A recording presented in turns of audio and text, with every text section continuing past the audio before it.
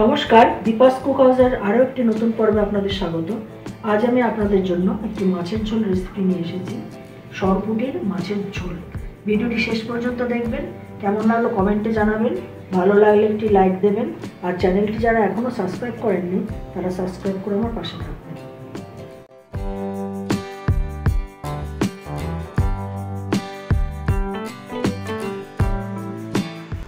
সরপুঁটি মাছের ঝোল করার জন্য আমি 3টে সরপুঁটি মাছ নিয়েছি। এটাকে এবার ম্যারিনেট করে নিচ্ছি হলুদ আর অল্প নুন দিয়ে।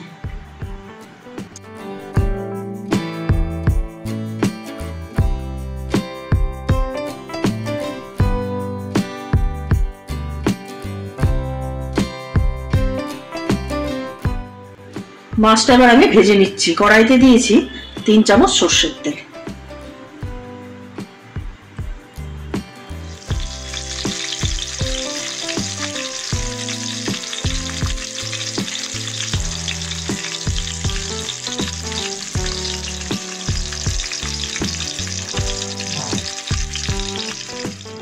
মাছগুলো খুব সুন্দর করে ভেজে নিয়েছি।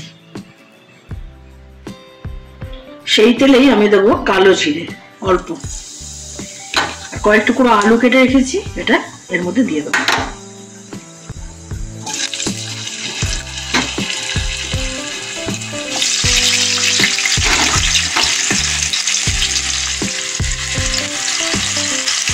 এই আলুটা ভাজা হতে হতে আমি একটা মশলা তৈরি করে নিচ্ছি। প্রথমে দিচ্ছি 1/2 চামচ হলুদ, এবার লঙ্কার গুঁড়ো দিচ্ছি 1/2 চামচ, আর জিরের গুঁড়ো দিচ্ছি 1 চামচ। এটাকে জল দিয়ে ভিজিয়ে নেব।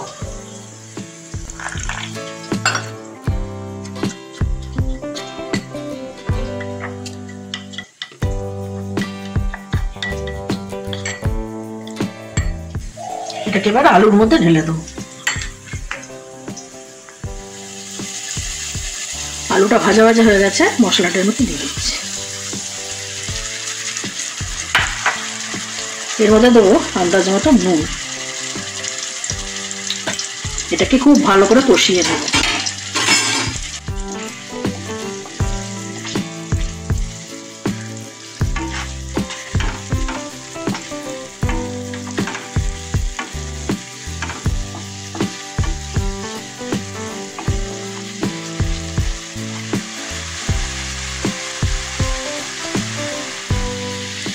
মশলাটা কষানো হয়ে গেছে, এতে দিচ্ছি কেটে রাখা একটা টমেটো,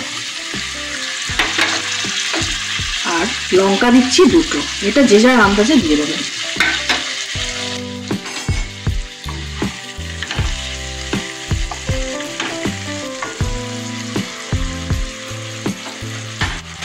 এবার এর মধ্যে দিয়ে দেবো জল।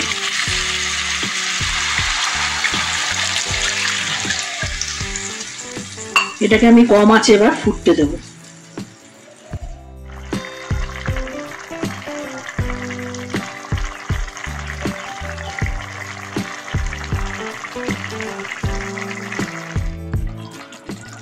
ঝোলটা খুব ভালো ফুটে উঠেছে, আলু সেদ্ধ হয়ে গেছে। এবার দিয়ে দিচ্ছি এর মধ্যে মাছগুলো।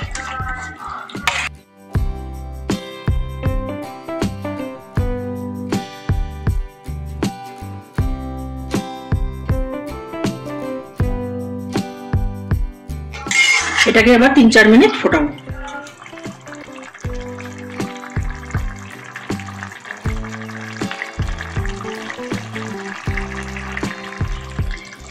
এবার এর মধ্যে দিয়ে দেবো কেটে রাখা ধনের পাতা। তৈরি হয়ে গেল সরপুঁটি মাছের ঝোল। ভিডিওটি শেষ অবধি আমার সাথে থাকার জন্য ধন্যবাদ। আপনারা ভালো থাকবেন, সুস্থ থাকবেন এবং দেখতে থাকবেন দীপাস কুক হাউস।